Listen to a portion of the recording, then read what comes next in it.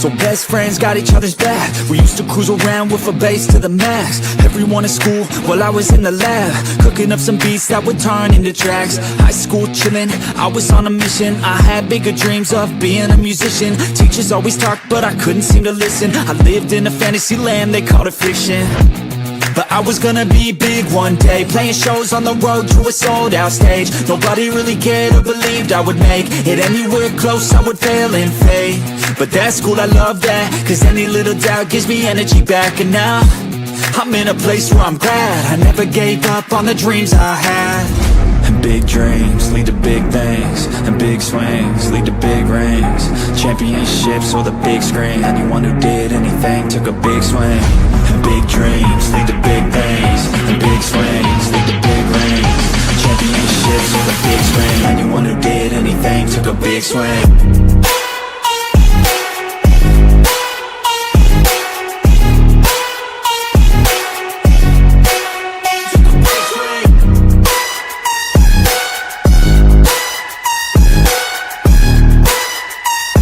Yeah, let's go. So if you want something big, you gotta swing fast, swing hard and commit. You might miss 10 times, but when you hit, just make sure that you get all of it, okay?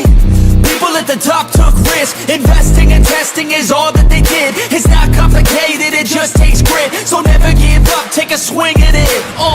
And big dreams lead to big things, and big swings lead to big rings. Championships or the big screen, anyone who did anything took a big swing. And big dreams lead to big things, and big swings lead to big rings. Championships or the big screen, anyone who did anything took a big swing.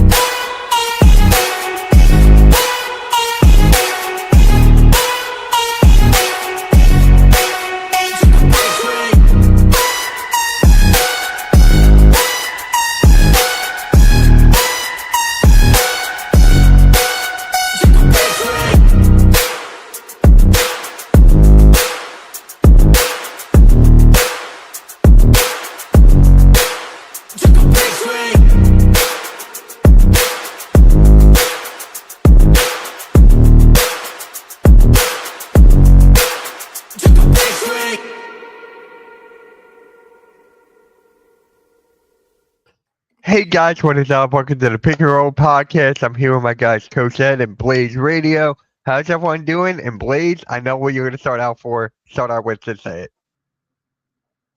Hello? Whose birthday is it today? My friend Mark Caliber. Kyle. It's Kyle Lowry. Oh. I thought you were going to say that. I thought he'd be like, happy birthday to Mr. That's Kyle. your boy. You were more worried about him, apparently, not me. So. Okay. I already saw the message in the group chat. I already saw it. But what is up, Coach? Nothing much, man. Just taking it day by day. What's up with you guys? Nothing much, man. I got the Sixers tonight. Paul George is back. Embiid might play. And Quentin Grimes is available to play tonight against the Bolts. So, yay. What about you, Blaze? Yeah. Yeah, March Madness. I'm still in the middle of that too. Go for it. Having all these major teams, no real like McNeese State or Penn or any little schools not in it this year. I've been thinking about it. First, I was like, because I'm one of the guys who would make a board, fill it out every year for 30 some years and stuff. So I'm really into the madness. And I remember I can see all the old brackets and stuff. I'm like, man. I was looking at I was like, man, when's the last time they were all big name teams? Like, I know St. John's did an upset and stuff like that. We had upsets, but it's like all major teams. Like, I was joking with you, Mitch. I was like, Iowa, Nebraska, Alabama, Michigan. What is this, football? Yeah. Like those are big football schools, but I know they're big basketball too. But the more I think about it, to me, that means really good competition because these are the best teams of the biggest conferences. So I like having that little Cinderella team too. And who knows if St. John's goes to the Final Four or the finals, they could be considered one, even though they're really, but because they're the only one to beat a number one so far and stuff like that. I hate that St. John's is not a Cinderella. From who's left, they have to be compared to who's left. Mm-hmm. No. Other than ones or twos, there's only a couple other numbers left, man. I know what you're saying. They're better. They're a great team. Sure they are, but they're what They're 5. a fifth seed. Well, because I boycotted the NCAAs this year, and I'm not following it because of what they did to St. John's. St. John's #1. They beat UConn to win the Big East. They're the regular season tournament champion. They beat UConn, but you put them as a #5 in the same region, make UConn a #2. Yeah, there's And the arguments only they should have got a difference- higher. They should have got a higher seed. There's argument for that. and not even put oops, sorry, I forgot. You're to put good. this on silent. You're good. I mean, if you want to get technical, Texas is the Cinderella because they won the play-in. But the They're other 11. issue is, how are you going to put the 2 top teams from the Big East that were in the tournament and you put them in the same bracket? That makes no sense. I'm like, all right, yeah, I'm done with the Big East. St. John's got screwed pretty much. That's me. They did. If they can beat Duke and Michigan Are State, you then muted me? we have the matchups that I would want out of that bracket. That's the ones I wanted. I mean, Kansas too, of course, because you have one of the best players in the league there too with Peterson. But Duke, St. John's, Michigan State, UConn, those are 2 great games. Yep. I mean, Iowa, I guess, beat Florida too, so they beat a #1. So that's kind of a Cinderella as well. Yeah. I But was hoping for Wisconsin. Honestly, Wisconsin would have been fun with that school. I still like Arkansas. I think Acuff is a lot better than people are giving him credit for. I think he's going to be a star in the NBA. I really like his game. It translates over for me. And we talk about true point guards and how there's not a lot out there. He could really be one if he wants to be coming up. I'm excited about it. And like I said before the tournament started, you always see these new stars coming up too. Like you're seeing these dudes, some of these highlights of just college kids dunking out of the building and doing crazy stuff. And they want to make a name for themselves. They know that spotlight's on them right now. And that's why you see all the heartbreak when these teams lose. Like, it's kind of sad because, the camera always focuses on the team that just lost by a buzzer beater. And they're like, ready to rip their eyeballs out. But that's the passion, the good, the bad that comes with March Madness. And you saw, this past week, the Saturday, Sunday were just amazing games. The second round was incredible. Yeah.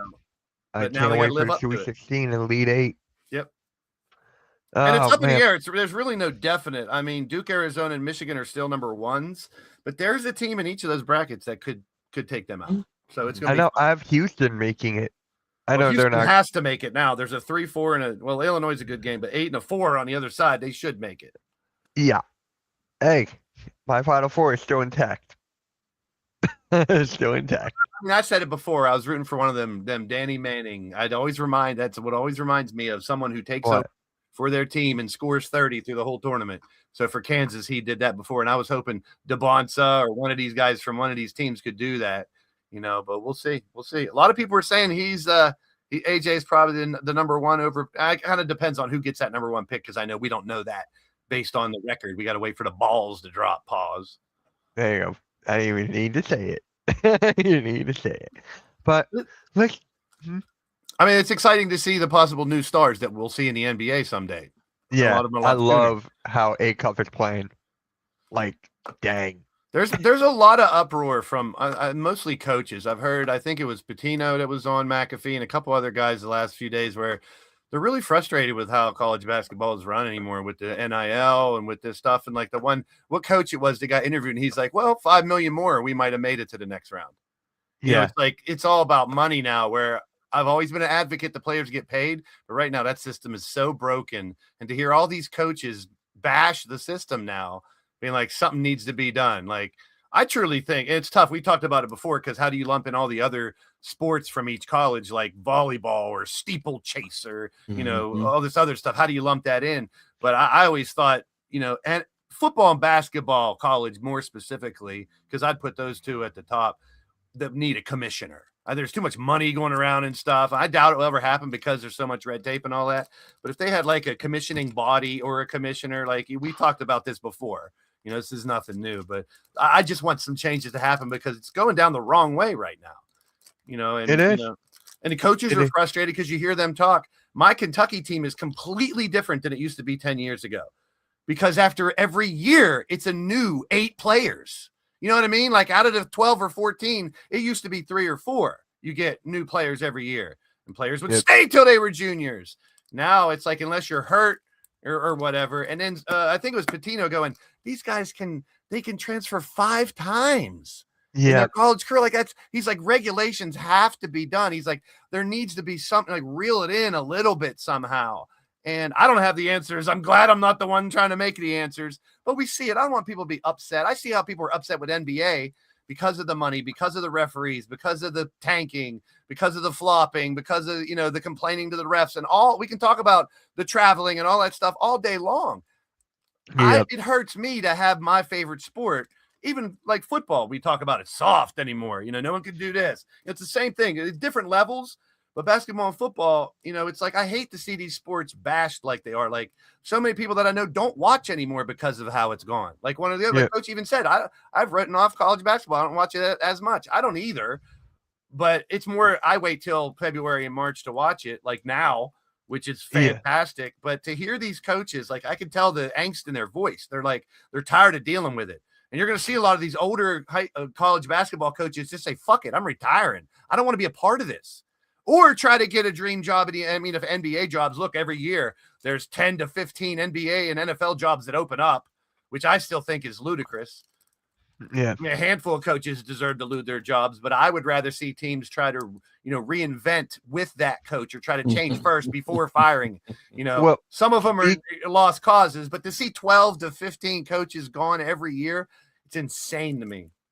Yeah, well, you banked on that coach. That means you're a failure as an organization if you're firing your coach after 1 or 2 years, right? Mm-hmm. You hired the wrong coach. Mm-hmm. Exactly. Yeah, well, speaking of coaches, did you hear about the North Carolina coach getting fired? And then apparently Billy Donovan may take that spot. Well, that's Hubie, right? Hubert Davis was their coach, right? And Hubert Davis was the head coach of Carolina, one of their alums. I mean, I heard a lot of crazy things that he wasn't hiring coaches whose wives, they all basically had to be North Carolina alums in the connections. Yeah. You had to be a North Carolina alum somehow, and your wife has to. So, back to this again, right? How much are you giving us? He said that the theory is that they know what it's about to be part of North Carolina, but you didn't last long and you got fired. So what does that say about you? Yeah. I mean, the onus to blame is on both when the situation goes that bad. Obviously, you can't, you talk to 20 people, they're going to put the onus on one a little more than the other, but the blame's on both. I just hate to see coaches treated this way, like dumped after a year or two by an organization because they need a scapegoat, or something like that, or they were one game out from making the playoffs or something, or whatever, or they didn't lose on purpose to get a better draft pick, stupid shit like that. Like, I'll go back to the Giants and I'll still call them the Redskins. Giants and Washington, end of the year. There were fans of those two teams doing podcasts talking about, we shouldn't have won. We should have lost. And I always, when I hear that, I'm always like, well, first of all, the players and the coaches are not going to tank just so you can get a higher draft pick. So they want to save their jobs. And it's I understand the men. I know why they're upset, but don't let those words come out of your mouth. You sound stupid. Like it doesn't make sense that you want to lose in hopes that you're going to get this savior next year, so you don't lose anymore. A rookie. Yeah. You're banking on a rookie, and you're veteran. What do you think the veterans in the locker room feel about that? You know what I mean? They don't want to lose their spot to some rookie coming in trying to change the whole organization.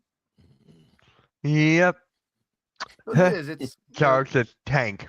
And I mean, I think coach, and I've only done it for a couple of years, and it probably hits him a little because we've been ones trying to manage all these kids, all these players, all these people and their parents and their friends and all that. And to put that much work in, and then if you don't succeed right away, you're the scapegoat. See you later. We're going to bring someone else in.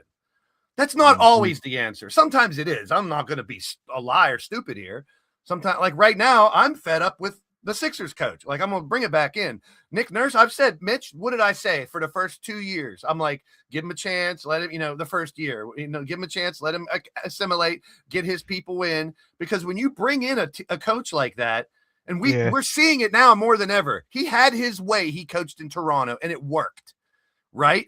When he first came in, he didn't have his people. He brought some in. He was given that task of building around Embiid, which how many people have failed at that?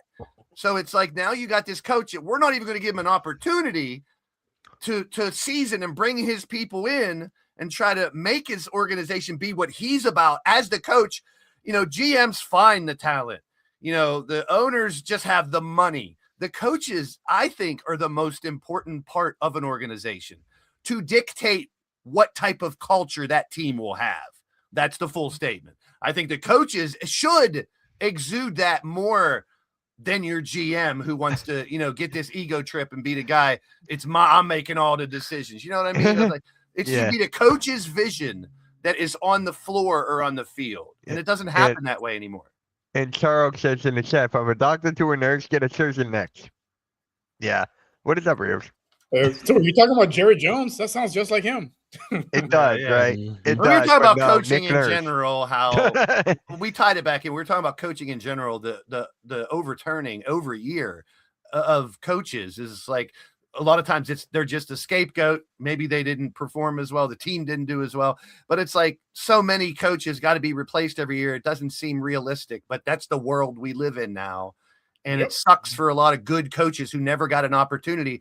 But I was playing devil's advocate saying, but I'm on that hot seat right now saying, I'm tired of what my coach is doing. I see him complaining and not worrying about fixing the roster when people were hurt and making the adjustments at halftime or after third quarter or calling a timeout late to stop a surge of the other team. Like when I see that, and I didn't see that last year. This year I see that with this coach way too much, and the culture needs to be built around a Maxey and Edgecombe, not Embiid. So I'm, at the same time, I don't want to see coaches fired. Fire Nick Nurse, damn it. His time is up. Finally, I'm clipping that. But I'll give you every opportunity in the world to try. Like he has had it last year. And he can put here's what they're going to do. They're going to put the onus on the injuries and say, Nick Nurse, come back with this crew one more time and do exactly what I'm preaching should be done is give the coach more time. Yeah. You know what I mean? Like they're going to say, I told you this, Mitch, before. They're going to say, we didn't have Paul George for 25 games. We didn't have Maxey for a month and a half. We didn't have Embiid for half of the year. We didn't have Edgecombe so when all that happens, they're going to say, well, we got to give Nick Nurse a chance because he's never had his full team for even a quarter of the year. But I'm hoping I'm wrong and they move on from him because that, to me, is the only way to change the culture from, even though everyone knows it's Maxey's team, they won't change it. They're still hoping he's going to come back and we're going to win 3 games. Yippee! It's like, but you talk to anybody, and I feel your pain. As soon as Embiid and PG comes back, it's like this. Okay, when are they going to get hurt? Tonight? Is it tonight? Oh, he fell. Is he hurt? No? Okay. He's going to get hurt now. I mean, that's all Philly fans are going to do for the rest of this season. I'm prepared for it. Every game. They're doing it for the next 10 infinity seasons. No, it doesn't have to be that way. That's my whole point of this whole rant, is if you get rid of this coach, it can be salvaged instead of waiting the 3 more years with Embiid and trying to make it work with Paul George and all that bullshit. If they make the change now, and part of me doesn't want to tank or lose, but if they do, maybe they can blame it on Nick Nurse and do exactly what I'm bitching about. Fire him because they didn't make the playoffs. They made the play in and they lost the first game to Orlando. And then they Orlando's looking bad right now. Well, I'm just going to say that they're looking bad. If it ended now, they'd play that. Yeah, I know. It's looking that way, honestly. The way it's laid out. I've seen the game last night. It was bad. They had the opportunity, and I know I sound like a homer with my fucking pom-poms, whatever. They are sitting right at the door. Homer, nice running back pickup for my Steelers for a back. He's the new Gainwell. God. That's what I mean. They are in a perfect position to squeeze in and play a team that doesn't have their best player who's number 1 overall. They can easily get in and get that to play the number 1 through the play-in, but even more so right now, they're only a game out of the actual playoff. I still don't understand how. I don't want to make this all about the Sixers. Now, I looked at the Rockets too, and your team's shaky, and this is not the way you want to go into the postseason, right? At all. We went from being the 3 seed to now we're the 6 seed. Yeah, it's like you're in the same position the Sixers are. They're right on the edge of that play-in and no play-in shit. But you should be more secure on your spot, but it's like you don't want to see your team playing like that right before a postseason. Exactly. No. They have all the tools, and if healthy. Let's talk about this one. This one up here, same thing. And he even voiced it last week. This is not the way he wanted the Knicks to come in. Now they're riding, they're doing a little better, but you want to go in hot. You want to be the Thunder on a 13-game winning streak, Pistons on a 5-game winning streak, Spurs on a 7-game winning streak, Cavs on a 5-game winning streak, Nuggets on a 4. Those are the teams that are riding hot. We have 3 weeks left to get your shit together. Yep. Mm-hmm. So let's move right into the actual show. Great rant, Blaze. Great rant. I love a good Sixers rant. Anyways, well, who's your guy? Coaching rant to a yeah. Well, your player of the week's going to be your boy Luka again because he ain't stopping. It's not Luka for me. It's going to be LaMelo because he did it on the other side. We know, and you paint your nails for him and do your TikTok dances for him. We get it. No, and you're it's not sad Jared Miss McCain. McCain's gone. I'm not sad McCain is gone. You miss McCain. Yeah, And Bruce, you TJ did say McConnell. that this TJ McConnell. So is everyone's player of the game, player of the week, Luka? Yeah. Again, yeah. I mean, he's averaging a 35. Actually, no. I'm gonna go Mac McClung. He dropped what 59. He's the all-time leading scorer in the G League. He deserves a patch, right, LeBron? Hell yeah, give that boy a patch. Oh Lord, Mac McClung, I like that one. Hey, he's doing his thing in the spot he's given. That's where he's supposed to be. Apparently, we talked about that. His game doesn't translate, so why not ball out where you're at? Go for it, kid. Do your thing. Yeah. So, Coach, is your player of the week, Luka? Jalen Brunson. Josh Hart. Karl Anthony Towns. Okay. The I big thought it'd boy, be hard. he's been stepping up with Brunson, being a little banged up. I mean, I know he's not going to make it, and there's a lot of other players who, but I have to give him some respect because I always give him a lot of flack. But he has been. They've even said that he's been playing good defense. So, and I was looking at a stat since January, they're in the top 5 in both offense and defensive ratings, and I did not realize it. And it's like, and if you really look at it, yeah, they really have. Now, they haven't been consistent. That's the issue with the Knicks, but they've been there. So it's like, which Knicks team are you going to get? But Karl Anthony Towns, he's playing his role for what he's pretty much asked to do. And that's why I'm giving him some love right now. There you go. Love me some Cat. He's the one of those guys that does ramp up at the end of the year. Love So you some watch Cat. out.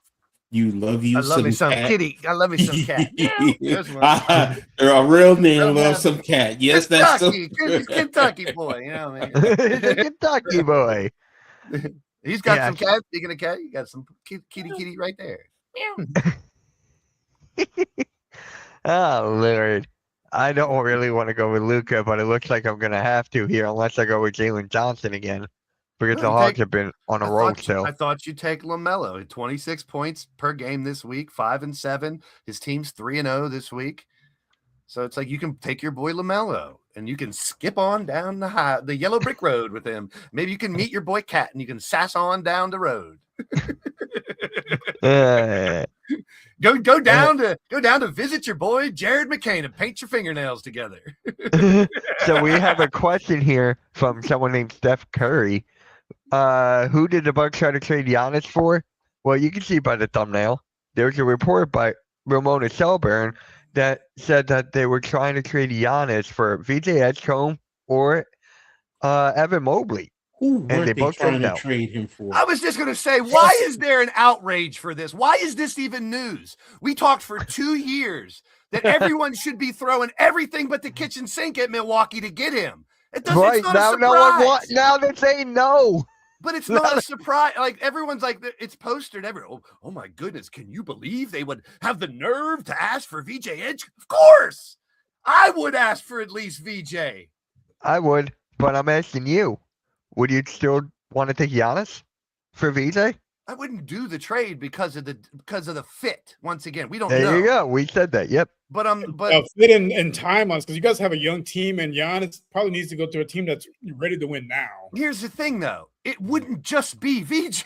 It would probably be the I next know. 2 first-round picks and And Paul- VJ and maybe even Grimes too. I think Paul George. they're going to ask for a haul for him, and rightfully so. So I'm with Coach. Yeah. That's the same reaction I had when I heard people going, can you believe they would have asked for Mobley? Hell yeah, they're going to ask for Mobley.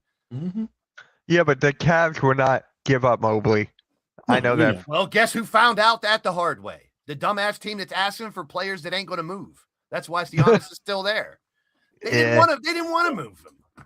They even said that they didn't want to move him. This whole thing is They lost a little bit of strength at the negotiating table going into the offseason because now the other teams have more of the ammunition. We're like, hey, we saw you try to move him and you couldn't get, XYZ Yeah, players. that's So true. this is what we're going to offer you now because we see what the floor is at essentially for as far as what you want players. It's also once the offseason here gets here, teams now are going to have also additional draft picks to throw into their package. So because that's one of the things with the Knicks is like, no, don't do it now. After the season, you're going to have more draft picks that you can trade.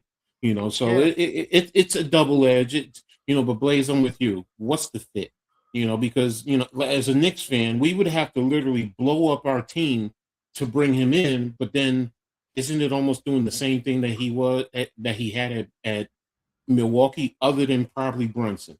So if you're saying you're going to go Giannis and Brunson, okay, but what about all the other? Because one of the key players I do not want to see the Knicks get rid of is Diawara. I love the kid. Yeah, he's got a lot of potential. and he's a steal as a second-round pick. He's a first-round talent. So it's just, and I get it. Most people I thought you were going to take Josh Hart. No. No. No. I thought you were going to say Josh Hart. Now, I'm going to be honest. Diawara, I have him, as much as I love him, I'm saying if he develops, I can see him replacing OG because he's that defensive, offensive type of a player. He can hit the threes. He can facilitate, handle the ball. He can defend literally all 5 positions. The only thing he's not that OG is as stout physically. But, he's a first-year player coming over from France. So Yeah. And here's the thing. It costs less. OG, his contract is just like bars to the wall. 200 million plus. So it's like, if you're going to do a trade, if you can keep Diawara, then it's like, okay, fine. I love OG. Don't get me wrong. I'm not saying if we can keep him. But if you have to use him now, if he's a player you have to trade to get I keep saying Cat to get Giannis. You got that cat on your mind now. Yeah. Nice warm purring kitty cat. I'm thinking, hey Blaze, you'll get this. I'm thinking too much of Batman. The old Batman. Mm-hmm. That's way before your time, Mitch. Way before your time. She turned many a boy into a man. Yes. But after the season, and depending on what happens with the Knicks, so because that's going to be the other thing. Look, if the Knicks do make it to the NBA Finals, they might bring it back. They might run it back, but. Well, so I'd say your team would almost have to falter to be like, okay, now we can do the cat for Giannis thing or whatever, and try to bring Giannis in because, like you just said, it doesn't make sense. As much as I got to explain myself because I'm kind of sounding like a hypocrite to some people out there because I'm saying one thing and then I'm preaching the other because it is a fit thing too. Like anybody should throw anything at Giannis, yes, but if it doesn't fit, it doesn't make sense. You know what I mean? Like I know Coach gets, but I don't want people to misconstrue me trying to play both sides of the fence. Like so, for like a team like say like the Rockets, for example, it makes sense because their timeline it's 2-year window. You're not worried about developing young players or losing young players. You basically need to get over that hump with a guy like Kevin Durant and Giannis should be a championship contending team. What they had to give up in the process, it remains to be seen. More than likely, it's going to be a Şengün, probably Ari, a couple first rounders, young players. Rios, what you said earlier though makes so much sense now because we talked about Giannis getting moved in this preseason and it didn't happen. Now up to the trade deadline didn't happen, and we know now. There was a little tension because now it's like, okay, we're going to look into it after the season now.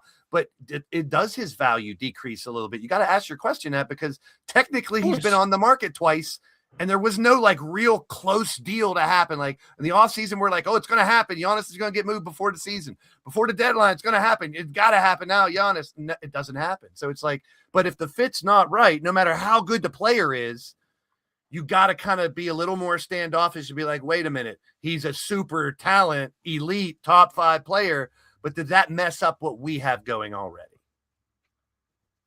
Yep. Oh, wait, there was a comment here. Oh, yeah. Rios, Bruce likes your cat has nice eyes. Well.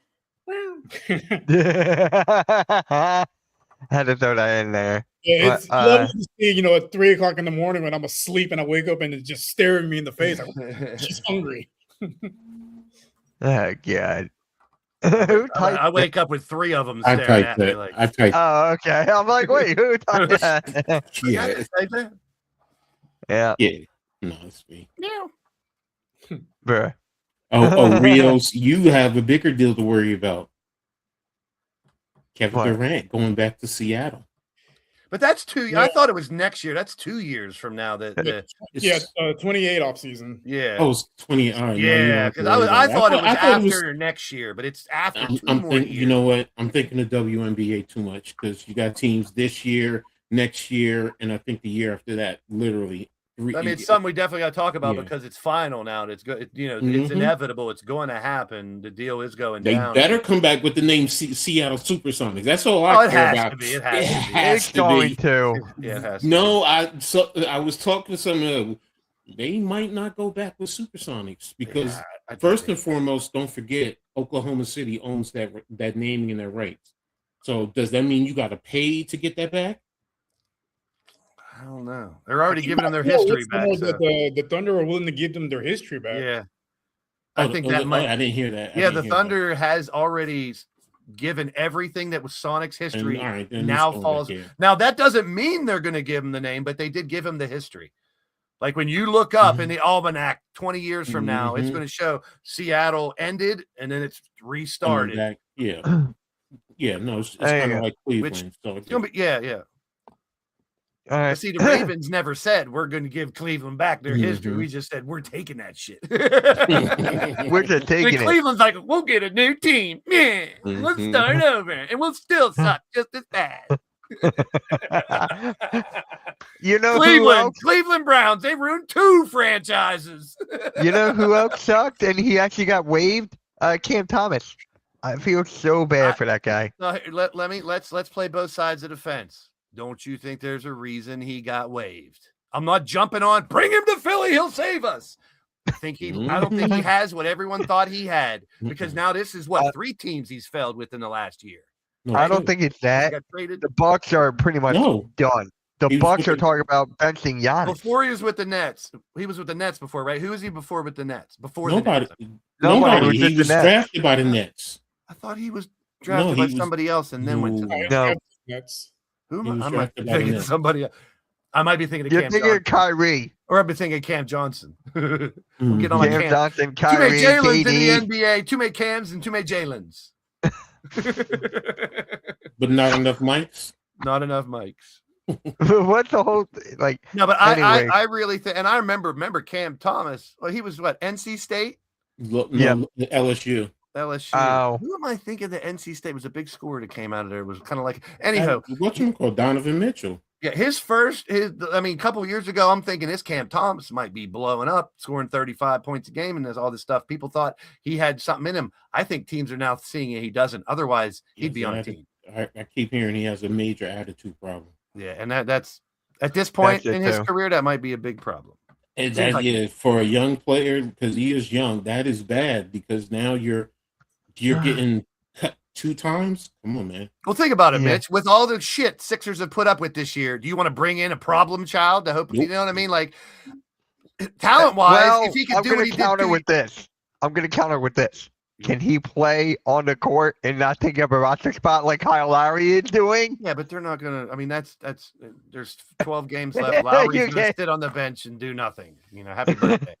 which that blows my mind. I mean, it's a wasted roster spot. And look what happens when 4 or 5 guys are hurt. Now you're dragging up G League players here and there to play every once in a while.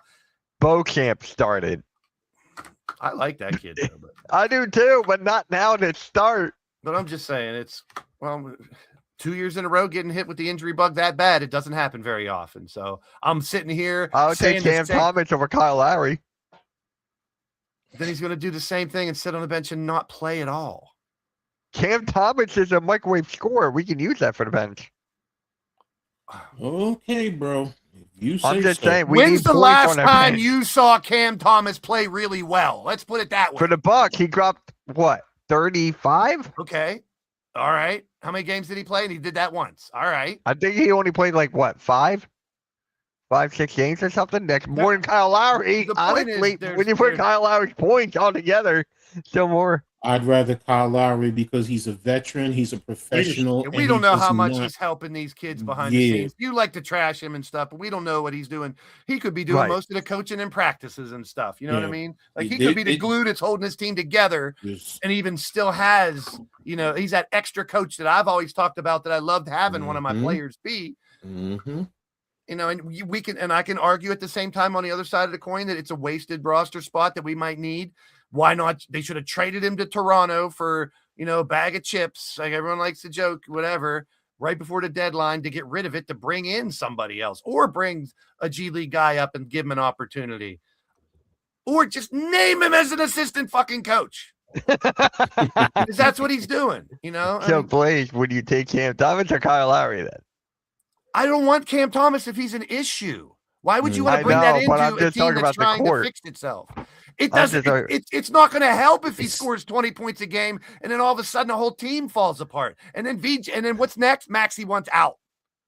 That's what could happen. Here's the thing, Mitch, and I get what you're saying because as a fan, you look at it from that perspective. I get it, but in a locker room, I mean, it's so much more. It could really destroy a good team, and I've seen it throughout the years. I know it could. We dealt with that with Ben Simmons. We've dealt with it. And why would you want to then at that point bring someone in who's a problem child? As much as you can, be critical of the Sixers, if he comes in and he's, look, I've seen in football locker rooms where you walk into the locker room and guys are fighting after a game, literally fist fighting. And it's like, it's not worth it. I'd rather have, guys out here who are not as talented, but we're out here scrapping and trying to do our best, as opposed to an uber talented player who thinks it's all about them. And look, this is all I've heard a little bit from Nets fans. So they're like, and there's some who love him because he scores. But then there's other contingent like, he's a headache, he's a problem child. I don't want him. I'm glad he's gone. So you want him? Hey, I take one Kyle Lowry off. I don't care who it is. I take one Kyle Lowry off. That's not even an option. So it's. I know it's not. Can't even consider it. In like what 10 games, and then we got the play-in, and then after that he can go. I just don't think this team. I mean, I'm sound like a damn parrot because I'm repeating the same shit I did 1 year ago. This team is not as bad as everyone thinks it is. You got to have your whole team to decide what the team is. And once again, for the second year in a row, we're dealing with 4 or 5 players gone for an extended period of time. Top players, not bench players. 4 out of your 5, 6 top players have been out consistently all year. You can't judge a team by that. And that's a bad thing because I think they're going to run it all back next year. Yeah. But there's nothing. Well, we can't do much of anything. There's nothing saying you can't find a gem late in round 1 either, because we've seen that. Who knows? Free agent is going to come over and help. What player overseas decides to finally be developed enough to come back over? Those are a lot of different caveats that are there. But I think as a root, even with the injuries of Embiid and PG, you got that VJ Maxey thing that nobody else in the NBA has. Nobody. I know, I agree. The youth, the speed, the shooting, nobody has that tandem. Other teams are way better, but these two can make. I mean, they're not the Splash Brothers. They're not going to do what the Splash Brothers did because they're not that great of shooters. But they can have that type of effect on a team over the next 5 or 6 years. Yeah, I definitely agree with you on that. I definitely agree. Our crew brings up a good point. Daryl Morey doesn't care much about depth. He was trying to get Kawhi Leonard. You don't know that. You don't know that. He was trying to get Kawhi Leonard. I've had first-hand experience with Daryl Morey. He's a very top-heavy ended type of roster building. Not a whole lot of like solid bench players. Saw it all throughout his tenure with the Rockets. A lot of big players, but then when you got to past the starting lineup, really weak depth. I'm starting to agree with you more, Mitch. Like I think Morey and Nurse are more of the problem than the players. That's my point. You know, you have to see it for a long period of time now where they're not changing the culture enough or adjusting, but they have a lot of really good pieces in place if they're all playing. Early in the year, they had that streak where Philly fans were like, they were playing great. And guess what the key thing with that was? All the players were playing. You know what I mean? Yeah. It's like, you know what? It's a wait and see thing. Here's the thing with all the players, right? All the good players playing everything, playing well. Nick Nurse doesn't have to do much of anything. And then now when the team is like this, you see what Nick Nurse is doing. So it's just like. He's not, I said this a couple weeks ago. He's not a bad coach. He's just not the right coach for this team. And I agree with you on that. 1,000%. He's not. And until they make a change, there's really no reason to bitch or moan, complain about it because they're there. If there's no, you know what I mean? Like that's where it kind of pisses me off because I'm there too. I want a new coach and possibly a new GM so they don't ruin this core of players that can be huge for a long time. But until that happens, why am I going to waste my brain power thinking about the GM and the coach? Welcome to Philly fans. You dragging me down in that hole. PA. Welcome, Philly fans. I'm not a blamer. You don't have to blame somebody all the time. Well, again, welcome to Philly. No welcome. Oh, Lord. Yeah, we're on the same page here. I mean, I could be here bitching and saying, why is Las Vegas and Seattle get that team in 2 years and not Pittsburgh? But I know the argument already. Pittsburgh's not a basketball team, a city is what the argument was before. When they tried. Will it make money? I'm just going to ask a simple question because sports is a business. Will it make money? If you tell me that high school football is definitely a lot bigger in Western Pennsylvania. It's humongous. But I think high school basketball is pretty big too. And the way, college, we haven't had, that's the thing. Pitt hasn't been good in forever. West Virginia's not, we don't have any teams around here that make us want to cheer for basketball. So we got to pick Philly, Cleveland, stuff like that. If we had a college team that was kicking ass every year, maybe there'd be more noise about bringing. Pittsburgh could definitely accommodate it. And they would fall in love. It's all about winning, just like any other city. Look at the Pirates. They put all that money, best stadium in the league, and it's trash because they're losing every year because of the owner. Once again, we're going back to the top of the food chain. It trickles down, and unfortunately, the players are the ones that suffer, and the fans suffer even more. Yeah. But I mean, yeah. I'll gladly take. I mean, that's what. But I'm very gracious as a Philly fan, though. I'm gracious because we're not the Bullets. The Wizards hoping next season pays out with Trey Young and AD. Praying, that works out. That's a big if. Yeah. There's these teams that might be terrible for a really long time, and Philly's trying not to be that. Yeah. Rio, did you see that comment about Adam Silver, Fox? He owes us for letting the Spurs get Wemby. Speaking of Wemby, man. Just wait till Dallas gets the number 1 pick again this year. If that happens, I'm going to be – that's definitely right. The odds are in favor of Indiana getting DeBonsa, and I think that would be a nice little fit for them with – Halliburton coming back and Siakam and them. I love that team. Yeah, that team could easily go from last to a contender. I know you hate it, but I constructed a very good team if that works out that way. You have a good coach too. But yeah. Speaking of Wemby, did you guys see him going like that little rant about him getting MVP? Did you guys see those comments that he made? I can respect it. I mean, he Yeah. made some valid points. I hate saying it as a rival, but I was going to say, you're giving props to Wemby. I love he it. made some very valid points. Because he's True. right. Basketball is a two-way sport. I mean, not everyone plays two ways, but basketball in its true form is a two-way sport. And you got to be a difference maker on both ends of the court. And that's the mentality I want. Sorry, LeBron, face of the NBA, get to stepping. Here's our new face. A guy that has his head on his shoulders, smart, plays both ways, wants to be a team player, values team over individual stuff. Put the crown on Victor Wembanyama. Yeah. He's not even on my team. I want it to be Maxey. Please get the crown on Maxey because he's everything. He's a Kentucky guy on my team for the Sixers, and he has the same mentality. He's team first.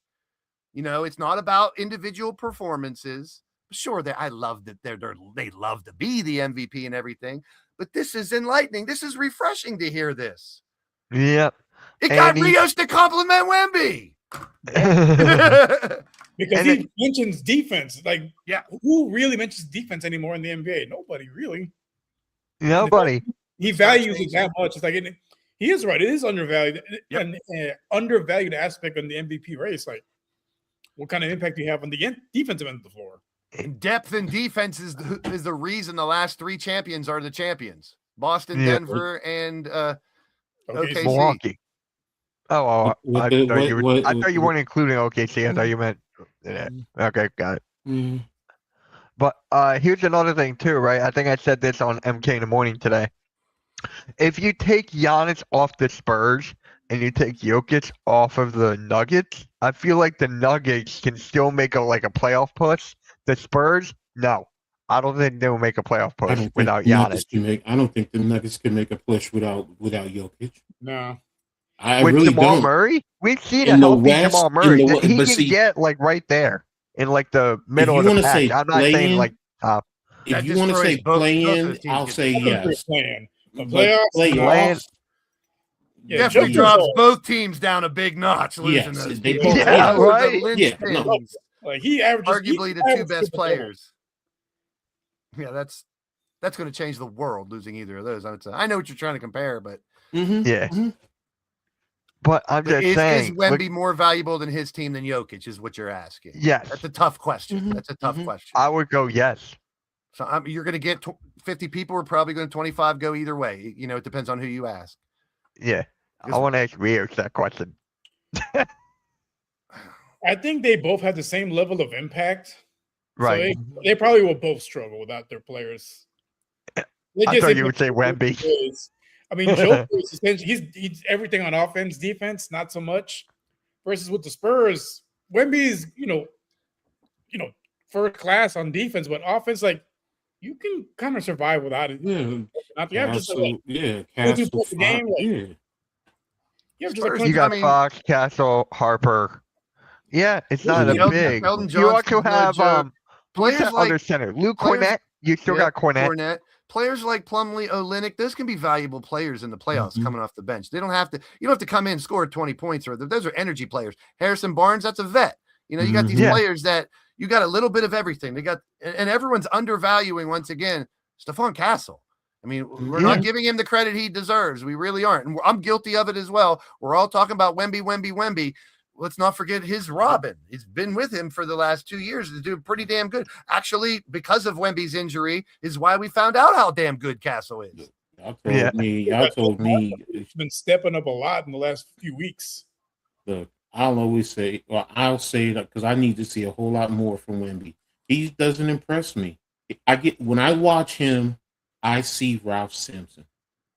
I really do. The only difference is he can shoot 3-pointers. Yeah, but overall, I see Ralph Sampson. I really do. Ralph Sampson coming out of Virginia, first-round draft pick, dominant, big man, can rebound, can score in the low post. I mean, he could do a lot of the same things. I think Wemby's a little more athletic. That's the only thing I'd give him, maybe. But everything else, you're spot. I think he's a little more athletic. You know, with the handle.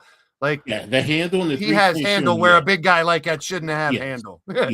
At that time, but and he's doing under the leg dunks and stuff, which I don't think Rouse said. But I get your comparison 100%. The only thing, if I'm thinking, would be like handle and athleticism, maybe a little bit different.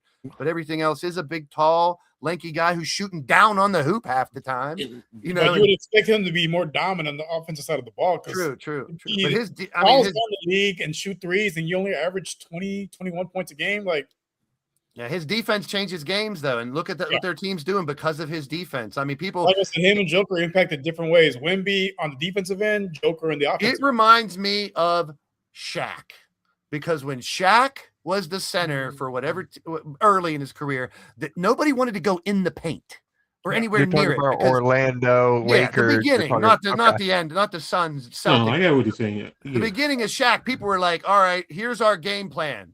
We're going to shoot threes and run through the paint. We're not going to take it to Shaq." And you can't really afford to do the same thing to Wemby. He's going to get 5 blocks a game. So it's like the game plan changes by that one person. Don't get me wrong, the paint isn't really the most valuable place where people score anymore, but you lose that part when you're like Joker's great, but Joker has passing over a lot of the other. Like his passing game is like. But he'd rather ride horses over everyone. But I'm just saying, to be able to pass like it just doesn't look right, but it's smooth and silky when he does it. And it's like that awkward looking big goofy dude did that.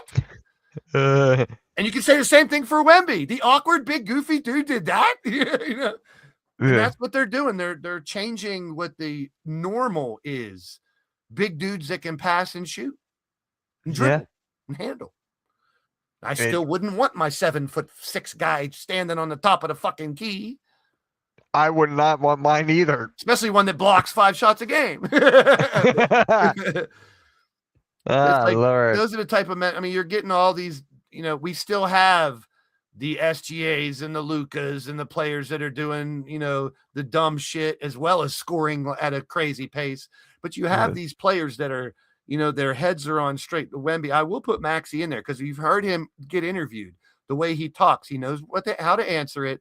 He's answering it right, and he's not like being selfish. I can't put Anthony Edwards in that conversation. No, like SGA, Ant, and those guys, they're on their own level, and that's nothing wrong with that. But we have this new crop of talent that are a little different, and it's okay. It's refreshing to hear people talk, like Rio said, talk more about defense. If the philosophy is going to change to more of a defensive type of stance, they got to start talking about it and doing it. But if you have a guy like Wemby, now you're going to have to combat that. So now the defensive mentality is more for these coaches and players. Oh, here we go. What? You're damn right I am. You're damn right I'm the best. Put my comment up on the screen, Mitch. Now.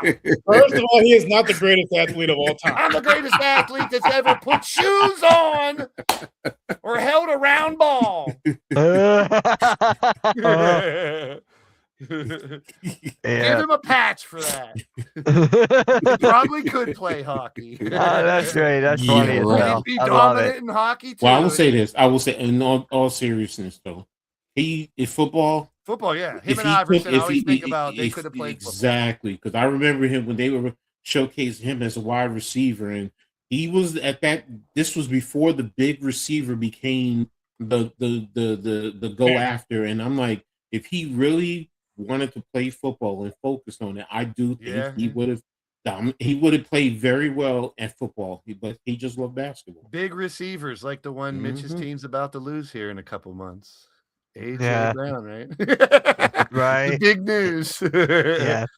I'm excited about the postseason, and it's kind of like March Madness, get you hyped for it because it starts, and then NBA playoffs are like right there.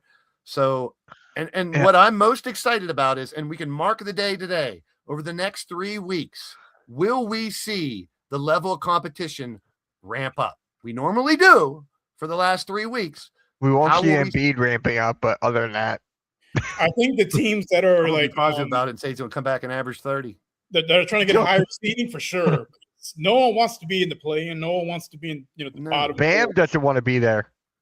Look at what Bam's pissed at where his heat is at. Well, then that's another thing. We have heard more coaches and players be a little more vocal about this tanking bullshit. Yeah, and And I do like that. That's the only way something's going to change is if players and coaches speak out more. We have no say in it. Fans have no say in that because we are dumb when it comes to that. You look at what the people say all the time about it. And I'll put myself right in that category. We're not in the position to make a decision like that. We're not in the day-to-day operations of the National Basketball Association. So we have no place in that, but it needs changed. What is up, Taco? Yep. Friday. But actually, I'm going to change my player of the week. It's going to be Ace Bailey. That is my player of the week. You see what he's been doing for the last couple of games? Stepping up. This is the Ace Bailey that we needed. Yeah, this is the Ace Bailey that we wanted since the beginning. I told Mitch, watch, as soon as Ace Bailey has a couple good games in a row, hey, we should have drafted Ace Bailey, not VJ. The Philly flip-floppers will say it. No, the fit was right for VJ. The fit could be a good place for Ace Bailey to flourish out there, man. It really could. It's all about confidence with him. That's really what it boils down to. He has all the talent. Seriously, he really does. And I saw that when he was in high school and Rutgers was recruiting him, and I'm like, oh my God, the kid has talent. And what we're seeing, he's getting used to the NBA, trying to fit in, and he's a great teammate. Seriously, he doesn't have a superstar attitude. He wants all his teammates to do well. I remember that interview with him when he was getting drafted. They talked about being humble. Yeah, that's him. But yeah, you're seeing now he's playing with a certain level of aggression. I'm like, this is the Bailey that I know. So it's like, okay. Yeah. Try telling a player like that, you got to go out there and lose the game. Yeah. Give me a break. Now the organization might sit him, but you got a player like that finally flourishing, and immaturity is what kept him down at first. And if he grows out of his immaturity in one season, good for him. It doesn't take him 2 to 3 years. With some kids, it does take that long. If he can get out of that in 1 year, that Jazz team can do damage next year, depending on who they're going to get. Plus with Markkanen and Kessler and Jaren Jackson Jr. And that's a team. That's going to be the biggest and lineup. They're all 6'10", that's going to be the biggest lineup. They'll have a team that's almost all 7-footers. You made a great point. You said about his immature. I forgot he was 18 when he got drafted too. Yeah. So that matters also too. So it's like, 18 playing with grown ass men. We always say it. You're playing with grown men. It's a difference. So, and he's seen. Plus, don't forget all the traveling. And different. They're not used to that shit. Well, some of them are because they started in that traveling teams and all that stuff. Well, that's true. Nowadays, that's true. Where they do a little bit more, but it's culture shock. It's got to be a culture shock for a kid to go to professional from college. You got a lot to fall back on in college. And some of them still have. He went from Georgia to Tri-State New York to Utah. That's also a culture shock too. Yeah, and that's one. You know what, Coach? And I always say this: when you get drafted, you swallow that pill and you go wherever they put you and prove you can make it there. If you're meant to be in LA or New York down the line, maybe you'll get in a big market. But everything happens for a reason. I'm a true believer in that. And I think that happened perfectly for Bailey to go out there, even though he was trying to pick who everyone's saying he was going to pick. I want to go to Washington. I want to go here. You got put there and now he's making something out of it. Kudos to him. I like him even more. Yeah, he's going to help put Utah on the map next year if he keeps this up. If he keeps this up, a lot of a lot of fans are going to want to see him play. If he keeps this up and if he keeps under control. He could end up being the man. I mean, Markkanen is the guy there, but it could end up being Bailey by next year. He could be the one carrying that team and everyone else are the role players. We'll see. And then Jaren Jackson Jr., you got a defensive player of the year player there. Like, Utah's going to be scary next year. Talk you got about Utah, being afraid. Indiana going to be good next year. Talk about being afraid to go in against Wemby or Jokic. Go in against the Utah Jazz. They're all 6'10" or higher. You can't worry about the top of the key. You got 2 6'9", 6'10" guards and shit. That's the future. Yeah. I mean, that's where we're heading. I mean, sooner or later, you're going to still have Victor tried that. It didn't work. They'll have these 6 foot, 6'2" guys that are extraordinary, but you're going to see a lot more of these 6'8", 6'9", 6'10" super athletes that they're doing shit that a 6'10" dude shouldn't be doing. And I love it. That's what basketball's all about. It's the Monstars. It's evolving, yeah. It's the Monstars pretty When they much. start doing front flip dunks and shit, we'll see. Bring back Harlem slam ball. I loved slam ball. I don't know about anybody else. You put trampolines on the court. I loved slam ball. I want to. It's Big 3 coming back. I actually want to watch that. That ain't going nowhere, man. It's got money behind it now. I mean, is it It's been going on when for is a it? long time too. Rio should have split. Alright. You're going back to work. Alright, guys. Yep. Embiid is gonna play tonight. Apparently.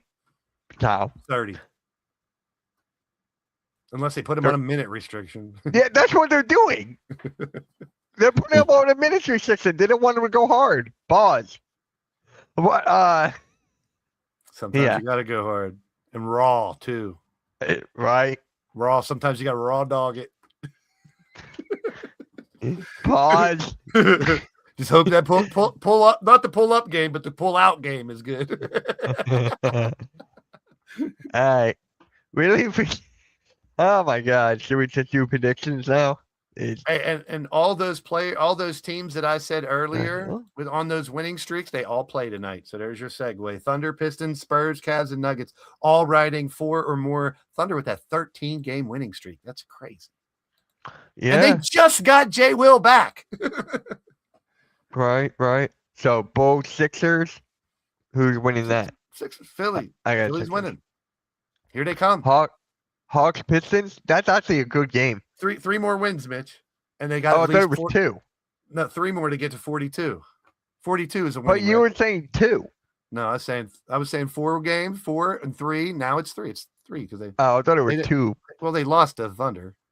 They had to beat the Yeah. Thunder to make it 2. But we all knew they were going to lose. Pretty much. Come on. No, We were don't. injured.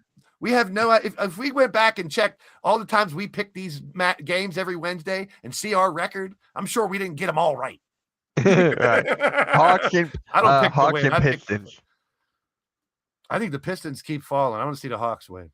No, wait. Hawks they're too close to us. We need them to lose, right? No, they're ahead of us. That's why. Yes, we need them to lose. We're 1 game behind the Hawks. We need the Hawks and Raptors to lose. Philly wins. We're in the postseason. I'm going with the Hawks. You can't. You're trying. They have our playoff spot. No, you don't understand. 3 weeks to go. You got to start It's thinking. reverse It's reverse psychology. Oh, you're coaching it. Okay, I see what you're doing. Coach, who you got? Hawks. Mhm. Don't you pick the Hawks, Coach? I hate it, but the Pistons. All right. Lakers at Pacers. Wait, before we go, Lakers. Oh, go ahead. Cade's not coming back, is he? He's done for the season. Yeah, He'll be back in the playoffs. Yeah. He will. That's what I mean. Like, So he's not done for the season. He's done for the regular season. Yeah. Yep. I don't know how bad it is. Like, I don't know because collapsed lung could be something in a couple weeks. A week they look at it and it's like, you're not even close to coming back. You're done. But He could be done. Don't forget, you got to get acclimated to running and collapse lung. That means your wind has to be built up. That's a big thing right there. Could say, yeah, that's what I mean, Arku. It's a could be back for the playoffs. So we don't know that. So that changes a lot. Yeah. Mhm. You're still taking Maxey over Cade? Every day of the week, all day, any day. The way Maxey plays over Cade's, hell yeah. Cade's a great player. Maxey, he's got the game. My favorite type of basketball player. Why would I pick Cade Cunningham? Cade Cunningham's a great player. I'm not taking away from him. You can ask me 1,000 times. I'm taking Maxey 1,000 times over Cunningham. That's my type of player. Well, that's your type of player His on your team attitude, from the your way school. he slashes, the way he shoots, the way it's Yeah, just but a coincidence Blaze, you came from It's Kentucky. from Blaze. It's from your school, your Coincidence? team, and your player. So it's like, But after watching him play for a couple of years, watching him talk, watching what he's dealt with last year when it fell apart and he was the glue that kept it together. When they asked him questions about this and that, and he always talked about the team first. Lakers at Pacers. Oh, Lakers. Lakers. They're on I hate it too, but they are on a fucking roll. And LeBron's playing great too. I'll give him credit. Thunder at Celtics. That's the game of the night right there. Thunder. I need the Thunder to win. I need them to win. Yeah, I let 'em got win. Thunder and Celtics in the finals, and Oh, I have yeah, Thunder Knicks- winning in 7. Knicks The can Knicks take are the a second half a spot. game. They're a half a game, and right Yeah. now, if the Celtics lose, the Knicks are in this second spot because they have the record over the Celtics right now. And that's a little bit of a difference because you're playing a play-in team instead of an actual playoff team from that point. Like some people might say that's not a big difference, but 3-2 is bigger than 4-3 is what I'm trying to say. Mhm. That jump to 2 is a nice big jump. Plus the Pistons, you never know. They're only 5 games and there's like 12 left. And without Cade, they could slip. This is a true test for them to see if they're really a contender. Play without your best player for a They while. beat the I know they're Lakers. doing good so far. They have to hold it together because I Yeah. could easily see them with Cade out fall, and Boston or the Knicks could take the 1. Yeah. It's right there for the taking. It's really close because we're talking 10, 12 games and a 5-game difference. So a lot would have to happen, but it's definitely a possibility. Same thing for the Sixers passing Toronto and Atlanta. It's very realistic. Yep. Cleveland's too far ahead, 6 games, and then you're really pushing the limit. But the Sixers win half of their games, 6 out of their 12 or whatever, and 6, 7. and the Raptors and Hawks falter. Sixers could have the 5th position after all the shit they've been through, could be 5th. And what did we say in the beginning of the year? Best scenario was like 4th or 5th or 3rd. We didn't put them 1, 2, or 3, even if healthy. So how's that, Sixer fans? The world's crumbling around us, and we can still get the 5th. Heat, Cavs. No, I can't really. I got Cavs. Can't cheer for the Heat either because they're in the play-in, so I'm gonna take the Cavs. I got Cavs. Yeah. I don't want Magic, Hornets, Heat, or Hawks or Raptors winning no more. What about Spurs, Grizzlies? Spurs. They're gonna make it 8 in a row. Is it at Vancouver? It's at Memphis. Memphis. I don't think it matters. Well, Jaw's out for the year now too. Yeah. Which Kind that's of saw that coming. terrible. I got the Spurs. Yeah, me too. Coach, you got the Spurs. I know, Arku. Yeah. Wizards, Jazz. Jazz. I got Jazz. Yeah, the way they're playing, why not? Rockets, Who takes the hardest game is that game. Rockets at the Timberwolves. I like the Wolves right now. I'm taking the Wolves. I think the Rockets are a little shaky, and the Wolves are playing really well. I'm taking the Timberwolves. I think the Wolves can do it. Rockets got to My get their God, shit it's a together lot now. of games tonight. Mavericks, Nuggets. Nuggets. That could be a good game too. Probably Nuggets though. Nets, Warriors. Warriors. I'll take the Warriors. Bucks, Trailblazers. Portland. I'm going Portland. Yeah. Portland. Last game.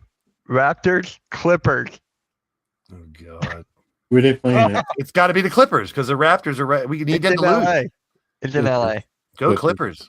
Come on, Kawhi. We didn't trade for you. Wow. Gotta pick the Clippers. We gotta play the numbers game right now, man. I know. We need the Raptors and Hawks to keep losing. Yep. Dude, if we get a 5th spot, and here's the thing, you get the 5th spot, you might end up playing the Pistons if they keep falling and be 4th. Yeah. All right, we got a question from Taco, and then we're gonna head out. I know this is off topic, but do you all think Tank Dell will finish his rookie season? How many Jalen's are in the NBA? Huh? Too many Jalen's in the NBA. What does one have to do with the other? I don't know. I just felt like saying that. And David goes, Pistons will beat the Hawks tonight. Tonight. Oh, it's that. Donut. Yeah. Is that like a donut? It's like, wait, Dude, it's a donut made out of toes. Big toes and pinky fingers. it's Homer. Homer for the Steelers. New running back. New Gainwell. And Jalen. No, did you see what David said? No. No, thank Jalen Rose. Yep. He's the reason. He's the starter. He's the grandfather of all Jalen's. Even the ones with the Y and the A and the L and the crazy letters, he is the grandfather. He is the god of all Jalen's, Jalen Rose. Jalen. All right, guys, we're gonna head on out. Coach, you got anything going tonight? Heart of the City tonight, 9 o'clock. Me and NYG, breaking down the sports scene around New York City. And then Blaze, you're doing your Yep, thing? we'll be live here in about 15 minutes. All right. And Taco goes, Jalen McCoy to the Sixers. That's right. All My right, guys. son. Any hockey fans out there, on Saturday morning, we got an interview with Brian Propp, a former Flyer. So shout out to my guys, James and Joe. They're going to do that interview Saturday morning. And yeah, we'll catch you all later. I'll see you guys in about 19 minutes. See you guys. Have a good one.